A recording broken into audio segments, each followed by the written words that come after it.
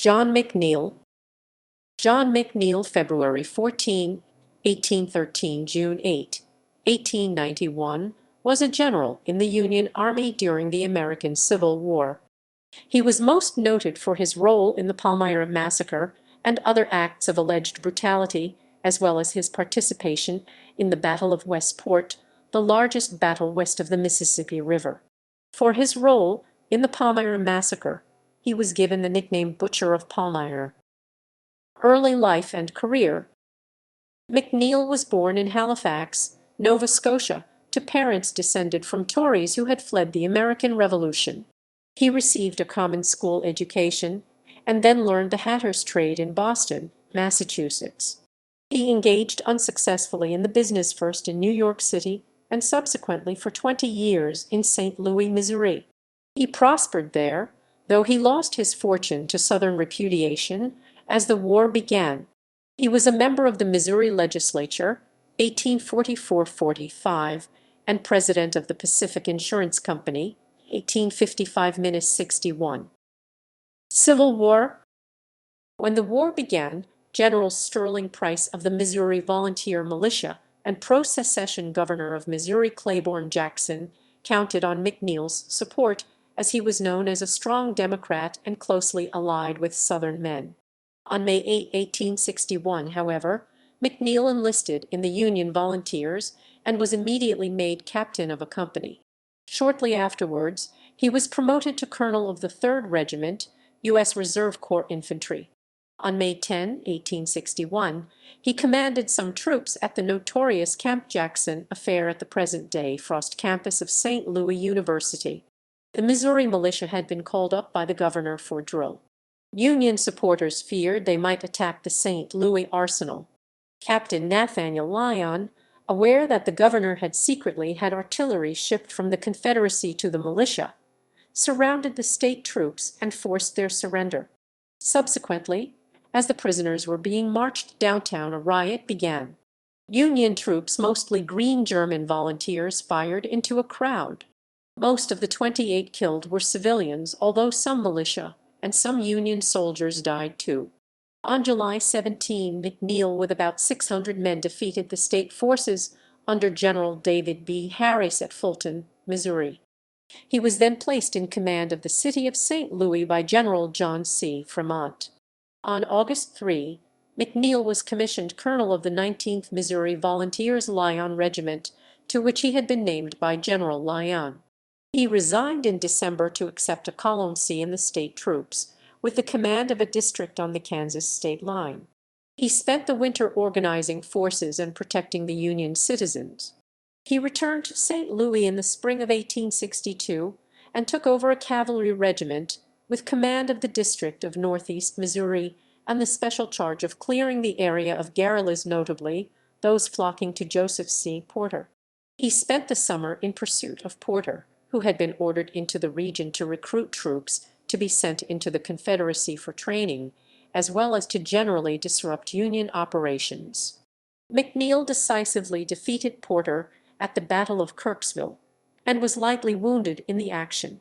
In the aftermath of the fighting, he ordered the execution of 15 allegedly paroled Confederates, charges which have been derided by some, and an action which would be held against him by others, particularly in light of his actions at Palmyra. See below.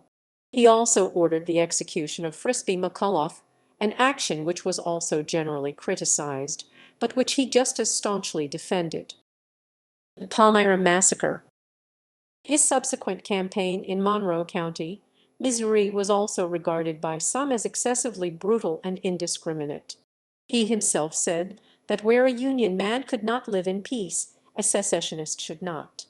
He concluded his campaign on September 14, taking Palmyra after its abandonment by Porter, and avenging the abduction and presumptive murder of Union loyalist and alleged informer Andrew Alsman by executing 10 Confederate prisoners in what came to be known as the Palmyra Massacre. McNeil was criticized even by Union sympathizers for the act and excoriated in the American and European press. However, Harper's Weekly quoted a defender. These measures were severe, but not from the character of General McNeil, He will receive the applause of all earnest patriots for treating treason as it deserves. The fruit of his policy is pointedly exhibited where he has ruled. Before his advent murders and all lesser crimes were frequent, for no fault of the sufferers except that they were true to their country and to God. Now no more peaceful, stable, and union-abiding people are to be found than those who live in northeast Missouri.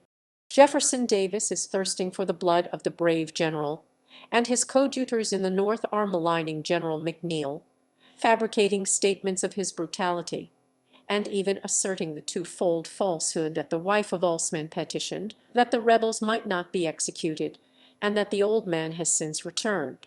But he will bear such calumnies, and live to reap grateful tributes. It was true that Confederate President Jefferson Davis had threatened to execute 10 Union prisoners unless McNeil was handed over to the Confederacy, but the threat was not carried out. It was also true that a number of local Union supporters had pleaded with McNeil for the lives of the captives, Alsman's wife not among them. The local Loyalist paper, however, supported McNeil. The madness of rebellion has become so deep-seated that ordinary methods of cure are inadequate. Palmyra Courier, October 18, 1862, and McNeil himself would respond years later. Cherishing, as I do, the firm conviction that my action was the means of saving lives and property. In any event, the act earned him the unshakable title of Butcher of Palmyra. As a pair, McNeil and his nemesis, Joseph C. Porter, illustrate particularly well the horrors of the war and the difficulty of moral evaluation. It seems likely that the culpability of each was minimized by his own side and exaggerated by the other. Later campaigns. McNeil was made brigadier general to rank from November 29, 1862. In the spring of 1863, McNeil held Cape Girardeau with 1,700 men against General John Sappington Marmaduke's force of 10,000. In 1864 he was appointed to command the district of Rolla, Missouri, and with the assistance of General John B. Sanborn, Clinton B. Fisk, and E. B. Brown, he saved the capital from Price's army. He commanded the 2nd Brigade of General Alfred Pleasonton's provisional cavalry during Price's raid, and along with General John Sanborn, led the attack on the 2nd day of the Second Battle of Independence. His troops also participated in the campaign which led to the defeat of Price's army at the Second Battle of Newtonia in October. During the Battle of Westport, McNeil was relieved of command for cowardice and failure to attack the enemy by General Alfred Pleasonton.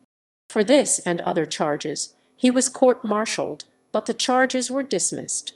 He then commanded the District of Central Missouri until April 12, 1865, when he resigned. McNeil was given the brevet rank of Major General of Volunteers in recognition of faithful and meritorious services during the war, to date from the day of his resignation.